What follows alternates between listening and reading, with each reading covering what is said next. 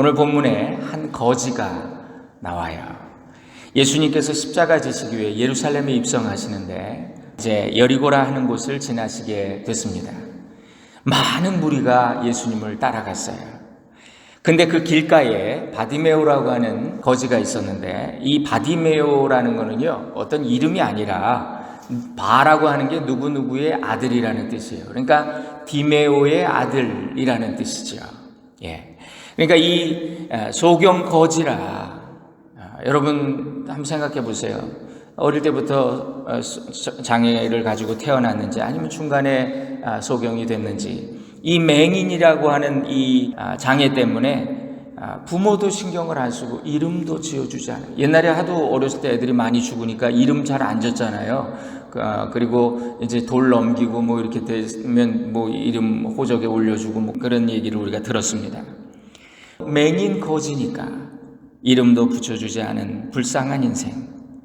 우리식으로 표현하면 그냥 뭐 개똥이 마당새 돌새 이런 거예요. 그런 존재감이 없는 맹인 거지가 구걸을 하고 있었어요. 근데 사람들이 막 야 예수님 지나간다, 예수님 지나간다 막 이렇게 얘기를 하니까 웅성거리는 그 소리를 듣게 됐어요. 예수가 지나가신다. 귀가 번쩍 뜨이는 거예요. 나사렛 예수, 내가 이전에 한번 들어봤는데 그분 정말 소경의 눈을 뜨게 하시고 앉은 뱅이를 일으키시고 귀머거리를 듣게 하시고 그러면서 죽은 자도 살리셨다는 그 예수님이 지나간다고 이렇게 이제 놀란 거예요. 바디메오가 이 소식을 들었을 때, 이 소리를 들었을 때 그 마음에 예수님 내가 꼭 만나야 되겠다, 그런 간절한 마음이, 간절한 소원이 생겼어요. 그래서 정말 소리를 지릅니다. 다윗의 자손 예수여 나를 불쌍히 여기소서, 이렇게 소리를 질러요. 그랬더니 주변에서 모두가 이 사람을 막 나무라는 거예요. 이랬겠죠. 말 곱게 했겠어요? 이 거지 새끼야, 조용해. 이 병신 주제에 왜 이렇게 소리 질러? 피인 잔을 주는 거예요. 근데 그는 주눅들지 않아요. 더 크게 소리, 다윗의 자손 예수여 나를 불쌍히 여기소서 불렀어요. 그래서 예수님이 들으신 거예요. 누가 나를 이렇게 간절히 찾는가? 저 맹인 거지가 예수님 부르네요. 그를 불러오라. 여러분, 그래서 사람들이 야 너 예수님 너 부르신다, 야 네가 소리 지르니까 들으셨나 보다. 그랬더니 이 맹인 거지가 바디메오가 예수님 앞에 소리 나는 쪽으로 막 뛰어가는 거예요. 그 앞에 엎드렸어요. 예수님 물으십니다. 내가 내게 무엇을 하여 주기 원하느냐? 그랬더니 바디메오가 선생님 보기를 원합니다. 눈뜨기 원해요. 이렇게 얘기를 했어요. 예수님 가라, 내 믿음이 너를 구원하였느니라. 그랬더니 그가 곧 보게 되어 예수를 길에서 따르니라. 이렇게 됐어요. 여러분, 본문의 이 짧은 이야기를 통해 하나님 우리에게 주시는 메시지를 발견합니다. 종교개혁자였던 마틴 루터가 이런 말을 했어요. 우리 인생은 모두 거지다. 이것만이 진실이다. 이렇게 말했어요. 그렇죠? 빈손으로 왔다가 빈손으로 가는 것이 우리 인생이기 때문에 우리 인생은 다 거지예요. 그러나 이 맹인 거지, 불쌍한 운명으로 인생 낙오자요 패배자로 희망 없이 살아가던 이 바디메오가 새롭게 변화를 받고 치유받고 정말 이렇게 맨날 눈도 못 뜨고 이러고 있던 그 맹인 거지가 말이죠, 예수님을 따르는 제자가 된 그런 놀라운 역사. 오늘 이 변화의 기적이, 이런 인생의 차원이 달라지는 경험이 우리에게도 있기를 원합니다. 바디메오에게는 예수님 말씀하셨죠. 네 믿음이 너를 구원했다. 믿음이 있었다는 거예요. 이 바디메오가 삶을 변화시키는 이 능력 있는 믿음, 바디메오의 믿음은 어떤 믿음인가? 한번 생각해 봅시다. 첫 번째로 그의 믿음은 긍정적인 자화상을 그린 믿음이에요. 이 바디메오는 쓸모없는 거지, 나 같은 게 살아서 뭐하나 하며 자기 연민에 빠질 수도 있었어요.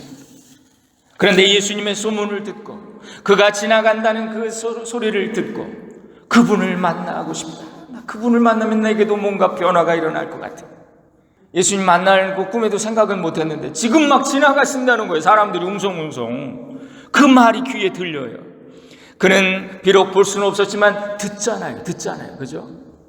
그러니까 이걸 탁 캐치한 거예요. 그 순간을. 예수님이 지나가신다는 소리를 들었을 때 내가 그분을 만나기만 하면 나의 삶이 달라질 수 있겠다. 그런 분명한 확신을 가지게 돼요. 현재의 모습이 초라하고 이렇게 정말 장애를 가지고 거지 구걸하면서 사는 그런 모습이 아니라 새로운 모습으로 눈뜬 그 모습을 상상하는 거죠.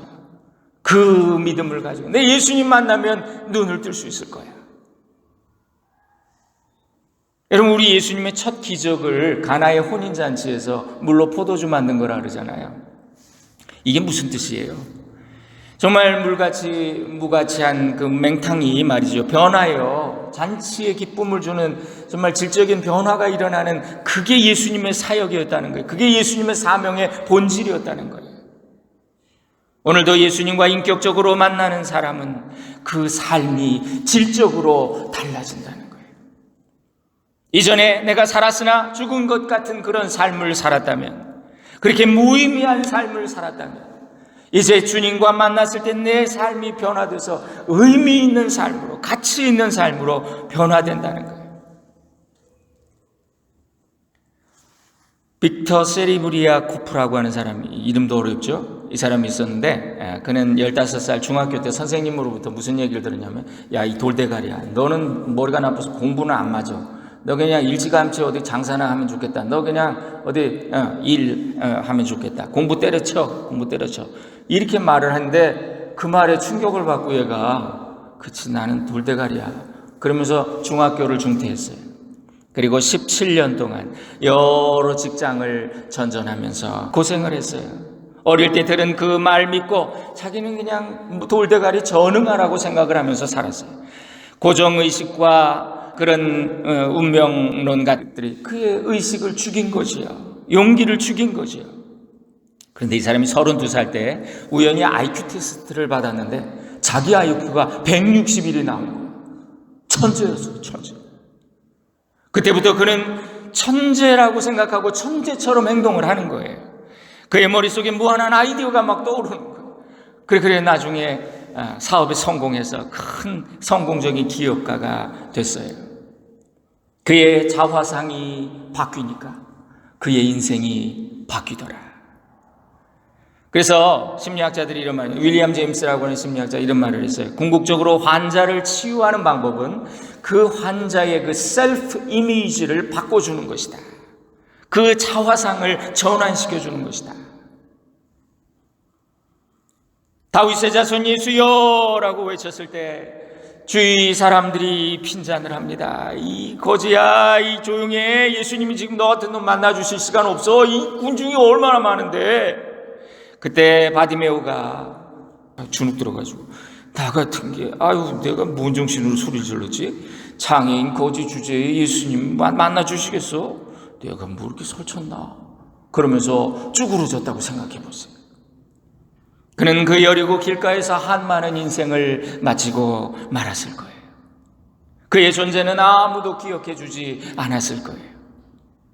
여러분, 마귀는요, 우리가 변화되는 걸 너무 싫어해요. 좋게 변화되고 싶어서 결단하고 내가 한번 새롭게 시작해봐야지, 나도 주님 안에서 새 사람 돼야지. 그러면요, 꼭 마귀가 나타나서 유혹을 하고 회유를 하고 협박을 하고, 뭐라 그런지 아십니까? 니까지 있게 뭘 하냐, 니까지 이 등신아, 너는 이것밖에 안 돼. 그냥 살던 대로 살아.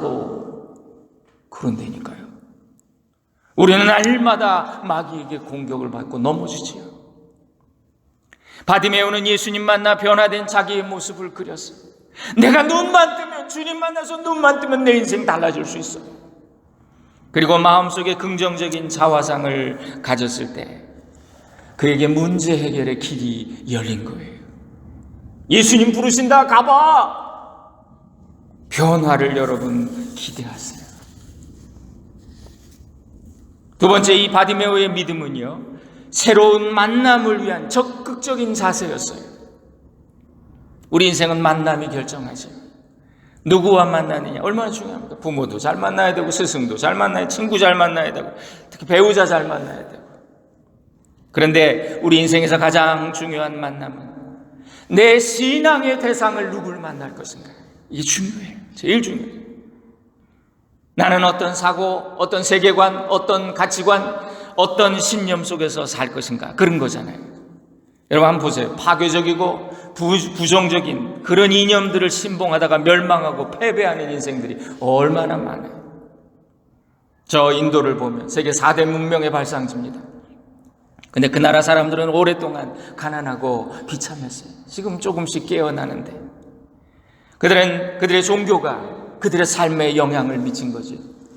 짐승을 숭배하고 소를 신성시하는 그 종교가 그들을 굶주리게 하고, 그들이 가진 종교의 그 계급주의, 그 윤회 사상, 이런 것들, 숙명론적인 사고, 그것이 사회의 변화, 개인의 발전을 가로막았던 거예요. 이렇게 종교가 중요해요. 여러분 우리나라를 보세요. 대한민국 정말 오랫동안 무지와 무속으로 귀신을 섬겼어요. 우리나라가 얼마나 귀신 천지입니까? 예?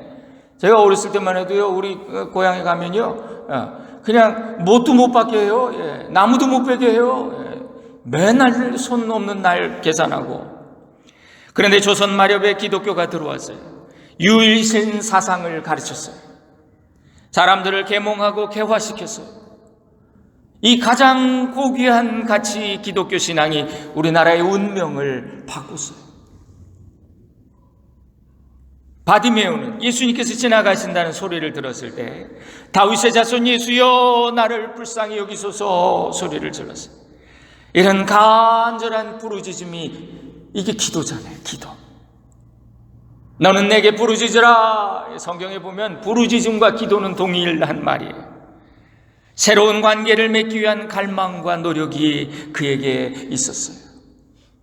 소경, 거지, 무시와 천대 속에서 벗어나기 위해서 나는 그분을 만나야 돼. 그분을 만나서 내 눈을 떠야 돼. 그렇게 그 생각을 하니까 그는 자기를 가로막고 있는 너무나 많은 장벽이 있다는 걸 알았죠. 그러나 그 장벽을 하나씩 넘기 시작합니다. 소경이라는 장벽 넘고요. 나는 보지 못하니까 예수님 나를 좀 주목해 주세요. 다윗의 자손이요 소리라도 지른 거예요. 또 군중들이 야유와 조소합니다. 또 장벽이 또 있네. 핀잔받고 욕을 먹으면서도 2번, 3번 적극적으로 나를 불쌍히 여기소서 다윗의 자손이요. 아유 다음에 지나가시겠지 뭐. 아이고 내가 괜히 그냥 저 사람들한테 욕을 먹으면 이렇게 생각했다면. 여러분 참 재밌는 거는요, 예수님이 이 바디메오와의 만남을 마지막으로 예루살렘에 들어가신 거예요. 그리고 거기서 돌아가신 거예요. 그러니까 이게 마지막 기회였던 거예요. 수많은 인파와 군중의 비난하는 소리, 아마도 바디메오가 소리 지르지 않았다면 그는 예수님을 영영 만날 수 없었을 거예요. 이 새로운 만남을 위한 부르짖음, 이 적극적인 삶의 자세, 부딪혀 보자는 거죠.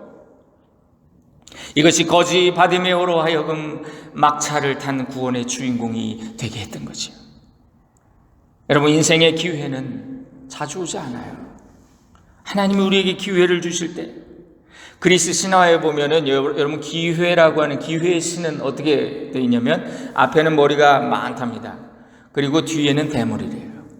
이 무슨 얘기냐? 기회는 올 때 보고 있다가 앞에서 잡아야지 지나간 다음에 앞만 잡으려고 해도 못 잡는다는 거예요. 기회. 믿음의 기회, 구원의 기회도 마찬가지예요. 많은 사람들이 후회하죠. 그때 하나님 정말 기회 주셨는데 그때 좀 열심히 좀 해볼 걸. 그런다고요. 우리는 이렇게 자유롭고 풍요로운 미국에서 정말 사방에 교회가 너무 많아. 신앙생활 할 수 있는 여건이 너무나 좋아. 그런데 한번 보세요. 세계 방방곡곡에 지금도 종교의 자유가 없고 이동이 불편하고 폭탄 터지고 말이죠. 전쟁 나고. 여러분 그러니까 그런 데서는, 이슬람 컨트리에서는, 공산주의 국가에서는 지하에 숨어야 되고, 그렇게 예배해야 되고, 또 자기 신앙을 고백했다가는 목숨을 담보로 해야 되는 그런, 얼마나 그런 사람들이 많아요. 우리 이렇게 자유로운데 말이에요. 이렇게 기회를 주셨는데 믿음의 기회를 놓치지 말아야 돼요. 하나님 믿는다고 하는 거는요, 그가 이미 적극적인 삶의 자세를 가졌다는 그런 뜻이지요. 여러분, 신의 존재 이제 고민하면서 이성적인 사람들이 신이 과연 존재하는가, 이런 거 고민하죠. 여러분, 이거는 논리의 차원이 아니에요. 믿음은 이 주관적인 체험의 차원인 거예요. 논리적으로 볼 때 여러분, 신이 있다 없다 반반이잖아요, 그죠? 50%. 그렇다면 있는 쪽을 선택하는 게 더 좋은 거 아닌가요? 그 참 이상해. 사람은 근데 긍정과 부정이 반반일 때는 꼭 부정으로 쏠려요. 한번 생각해 보세요. 세상 만물이 그저 우연히 만들어졌다. 인생에는 어떤 의미나 목적 따위는 없다. 인생은 그저 우연히 세상에 나와서 우연히 살다가 가는 거, 목적 없이 가는 거, 본능에 의해서 살다가 사라질 거라고 믿는 것이, 그게 이제 진화론적인 사고방식, 무신론적인. 반대로 이 세상은 하나님이 창조했다. 그리고 나를 이 세상에 보낸 하나님은 내 인생의 분명한 목적을 가지고 계신다 라고 믿는 이 두 가지 중에 어떤 것이 더 좋겠어요? 어떤 것이 더 유익하겠어요? 우리의 자녀들한테, 야, 너는 그냥 어쩌다 나왔어? 엄마 아빠가 실수해가지고 너 나왔어. 너 아무런 목적이 없어. 인생의 목적이 그냥 실컷 놀다가 말이지, 그냥 죽으면 땡이야 우리 인생. 부모들이 그렇게 가르치는 부모가 세상에 어디 있냐고요. 그런데 그렇게 믿으면서 사는 부모들이 너무 많은 거예요. 우리는 과학 만능 시대를 살지요. 우리가 신뢰하는 과학이라고 하는 것이 도대체 무엇입니까? 과학은 똑같은 실험을 같은 조건에서 반복을 하죠. 예를 들면 이렇게 이 위치에서 볼펜을 이렇게 떨어뜨리면 얘는 이렇게 떨어집니다. 계속 실험을 반복해요. 그리고 이걸 논리적으로 검증해서 나중에 똑같은 조건에서 이걸 놓으면 이 볼펜은 떨어질 것이다 라고 믿는 것이 과학이죠. 그러니까 이 예수 그리스도, 그분이 어제나 오늘이나 영원토록 동일하시고, 예수님 만난 사람들은 다 변화받았고, 예수님 만난 사람들은 다 치유받았고, 우리가 그것을 듣고 사람들의 경험을 듣고 그러면 그것이 내 속에서 믿음으로, 그러면 나도 오늘 그분을 만나면 나의 병도 고치고 나의 문제도 해결받고 나도 변화될 수 있을 것이다 라고 믿는 거, 이건 허무맹랑한 게 아니에요. 이거는 과학적인 거예요. 이성적인 거예요. 합리적인 거예요. 너희는 여호와의 선하심을 맛보아 알지어다 그러셨어요. 여러분, 신앙의 세계는요, 맛을 봐서 아는, 경험하는 세계인 거예요. 믿음을 그저 객관적으로, 난 이렇게 빠지기 싫어, 난 종교 같은 데 빠지기 싫으니까 객관적으로 이렇게 한 발 떨어져서 판단하고 비판하고 냉소적으로 평가만 한다면 그 사람은 아무것도 얻을 수 없어요. 에이, 저 포도는 실 거야. 여우가 그랬다 그러잖아요. 못 따먹으니까, 에이, 저거 맛없을 거야 저거.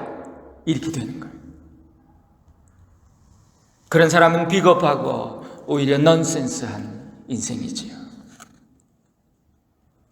내가 성공을 믿기 전에 너는 결코 성공할 수 없다, 이런 말이 있습니다.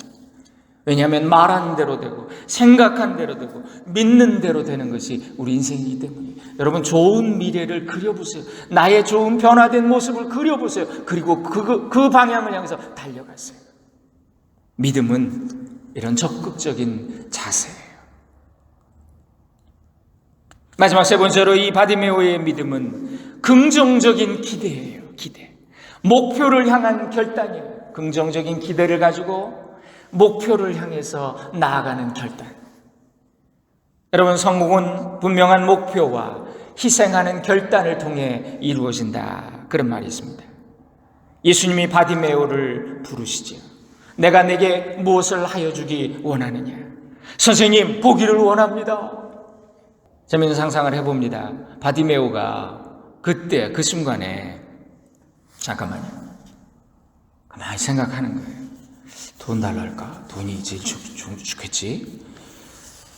그리고 장가 보내달라 할까? 집을 한 채 사달라 할까? 저 잠깐만요. 뭐가 좋을까? 이랬을지도 몰라요.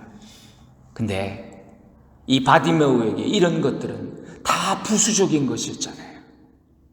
지금 그는 자기가 처한 상황을 바로 보고 있는 거죠. 그의 삶의 근본적인 문제를 알고 있는 거죠.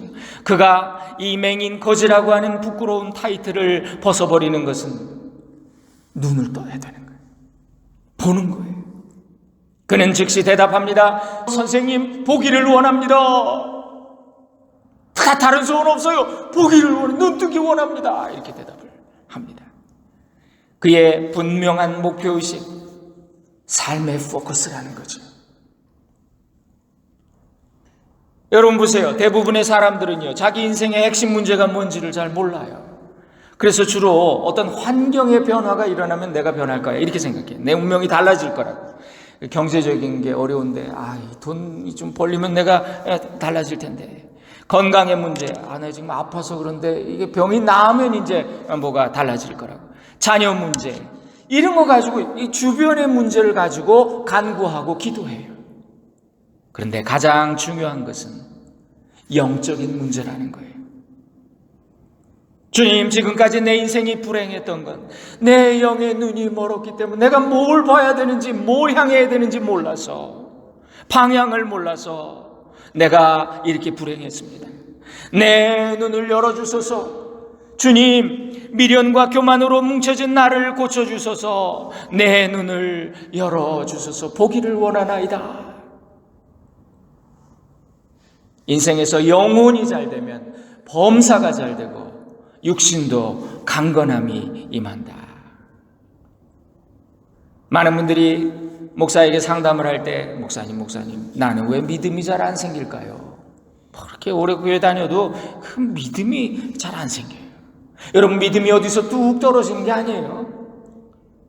간절함이 있고 변화에 대한 그런 간절한 뚜렷한 목표의식, 그것이 생길 때 거기 집중하게 되고. 여러분, 돋보기를 우리 어릴 때 이렇게 종이를 태울 때 말이죠, 까만 먹지에다가 돋보기 대고 가만히 초점을 맞춰서 가만히 있잖아요. 그죠? 움직이면 안 돼요. 진리를 사모하고 내가 한번 열심히 해보리라. 내가 정말 하나님 믿는데 그분이 진짜 유일하신 신이신데 하나님 믿기로 작정했다면 나는 한번 이렇게 해보겠다. 내가 예배만은 빠지지 않겠다. 내가 하나님을 반드시 만나고야 말리라. 내가 은혜를 체험하리라. 하루에 한 장 성경이라도 읽어보자. 내가 못하는 기도지만 한번 우리 아버지 앞에 얘기하듯이 나도 기도를 한번 해봐야 되겠다. 그러면 구하라 그러면 주실 것이요, 찾으라 그러면 만날 것이요, 문을 두드리라 그러면 너희에게 열어주시겠다고 하신 그 말씀 믿고 내가 이 길에서 하나님 찾고 하나님 구하고 하나님을 만나야 되겠다 이렇게 결단하면 그 일이 이루어진다는 거예요. 여기 예수님께서 부르신다 그러니까 바디메오가 여기 재밌죠? 겉옷을 버려두고 달려갔다. 이 겉옷이 뭐냐면요, 그 사람들은 이렇게 그 가운 같은 걸 입잖아요. 이렇게 그렇게 해서 여기 이렇게 딱 묶고, 그러니까 밑에 이제 가릴 것만 가리고 평소에는 이제 이 겉옷 펴놓고 말이죠. 이거 구걸하는 거예요. 이 바디메오에게 있어서 겉옷은요 유일한 재산이야. 이게. 그러면 이제 사람들이 그 위에다 동전을 던져주고, 그러니까 이게 이제 생계의 도구지요. 깡통이라고요. 이게 밤이 되면 이거 이제 또 덮고 이러고 길가에서 자는 거예요. 그의 생명을 지켜주는 도구, 유일한 재산, 전 재산. 근데요, 그에게 가장 소중한 것이었지만 실상은 이 겉옷이 그의 그 거지라고 하는 신분을 유지시켜주는 그런 도구에 불과했던 거잖아요. 냄새나는 겉옷. 여러분, 그거 하나만 붙잡고 그가 살았다면 막 뛰어가는데 갑자기 겉옷 생각이 난 거야. 겉옷 그거 내 전 재산인데. 그럼 예수님 지나갔잖아요. 이렇게. 못 만나는 거죠. 그는 평생 소경 거지로 끝나고 말았을 거예요. 나를 변화되지 못하게 하는 것이 뭘까? 나를 붙잡고 있는 그 냄새나는 겉옷이 뭘까? 이거 한번 질문해 봐야 돼.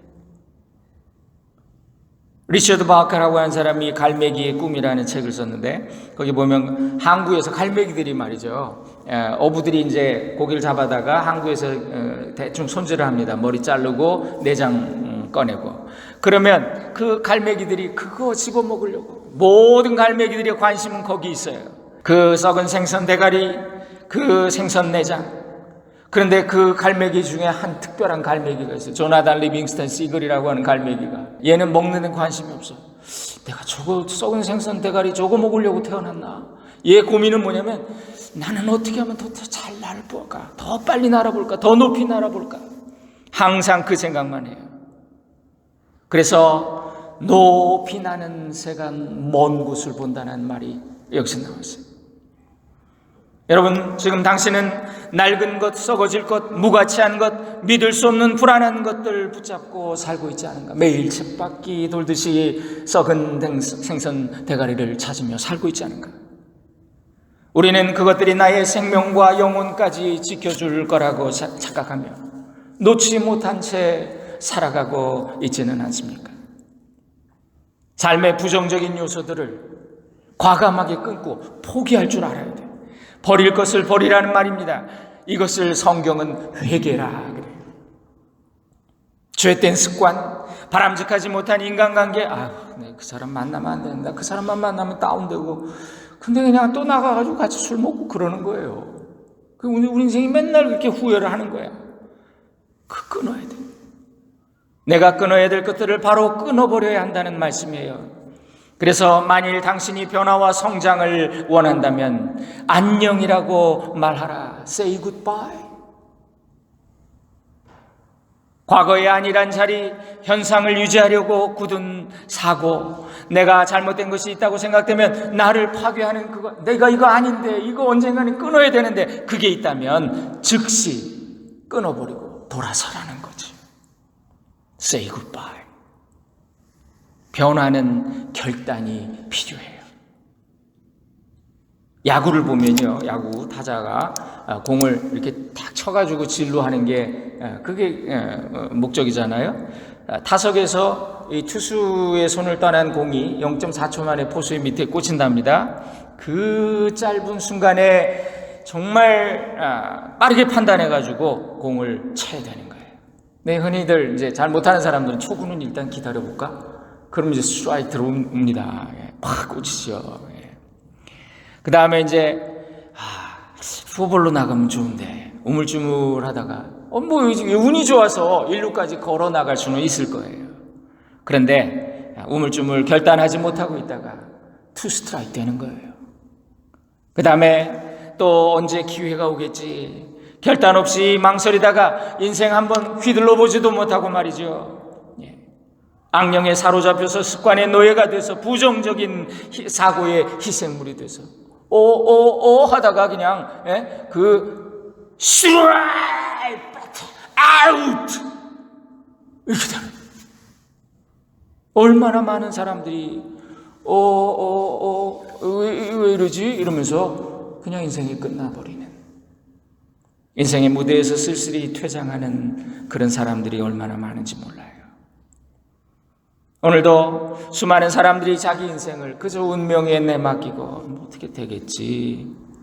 여러분, 인생은 흘러가는 것이 아니라 성실로서 그 내용을 채워가는 것이다, 이런 말이 있습니다.